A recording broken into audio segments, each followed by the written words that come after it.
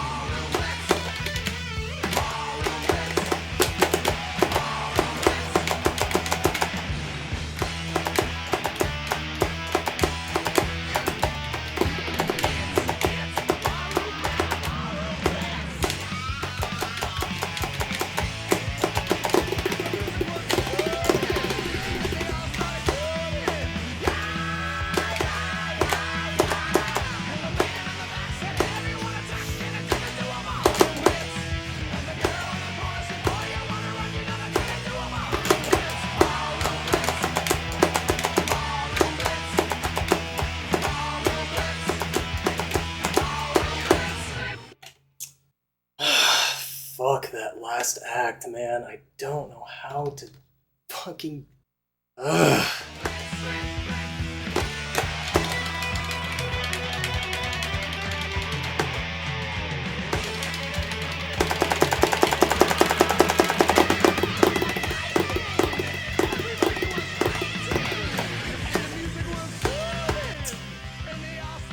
Hardly even better.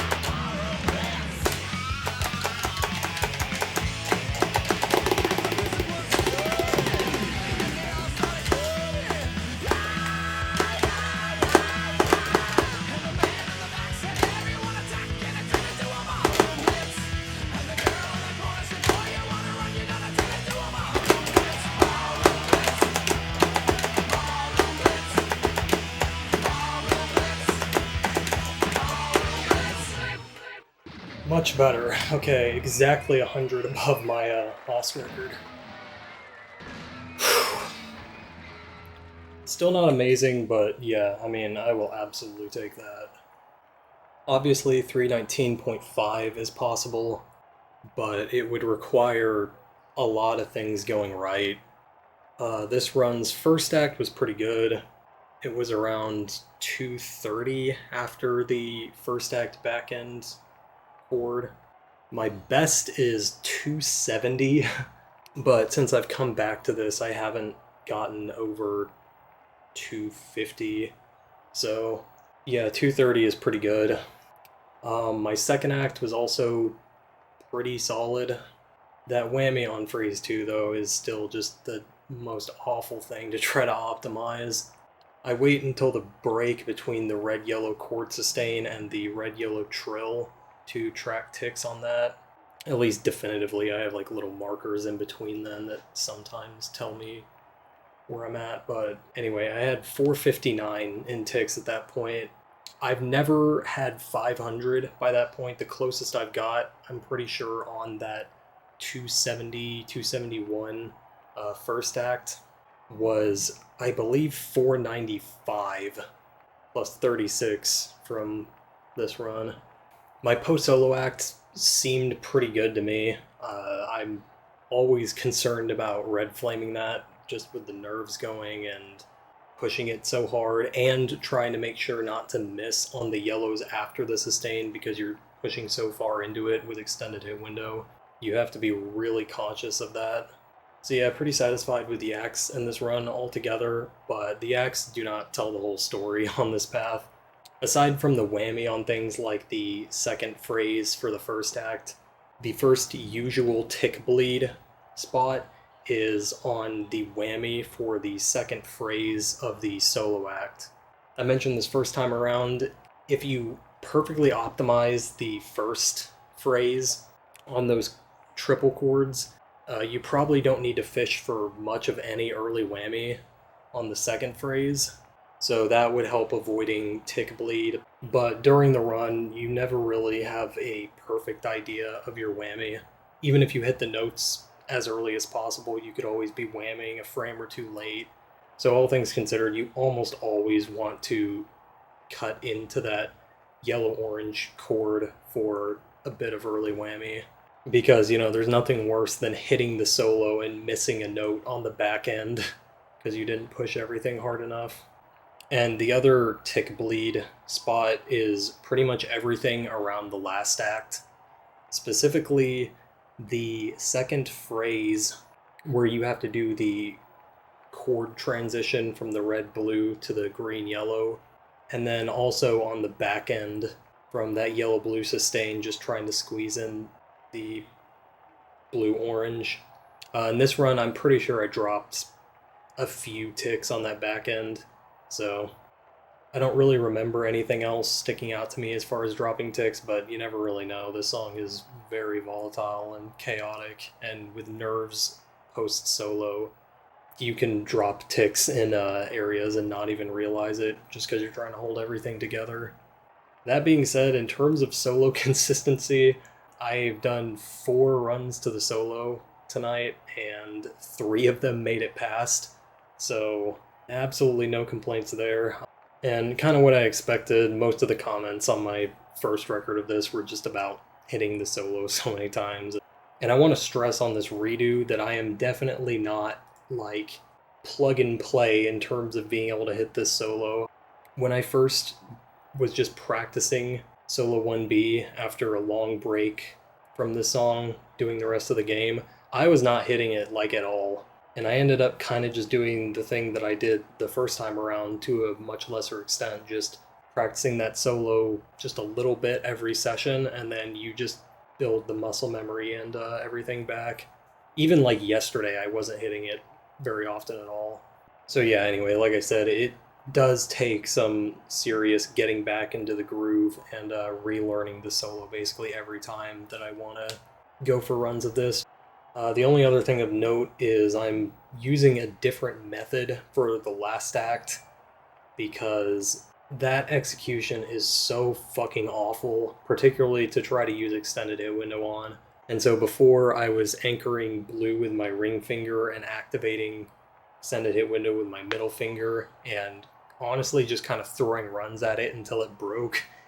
After like 3 more of those last stack chokes this time around, I decided enough was enough and to try to learn a better method for it. So now I'm going from the green-yellow sustain and shifting all the way down my index and middle finger on the yellow-blue sustain, and then shifting my index back up to the red for the red-blue sustain, and then on the front end, anchoring blue still with my middle finger and activating extended hit window with my index finger. It just gives me a much better and more accurate fretting pattern for it. Though unfortunately, even that is very susceptible to crumble due to nerves. Unfortunately, I had another last act choke even using that method, though the ticks weren't nearly as good as this run, so I don't consider it a real loss. So again, all things considered, I'm actually satisfied with this now. Won't say for certain I'll never come back to try 319.5, but I kind of doubt it. Also, the 200 on the post solo act on the yellow before the chord is probably possible. I got very close with it on a couple dead runs, but I don't think I would ever try to go for that in a first place run, just because the whammy is just way too much of a crapshoot. Grinding for that would be just the most awful thing, even if I was like perfectly consistent with the solo.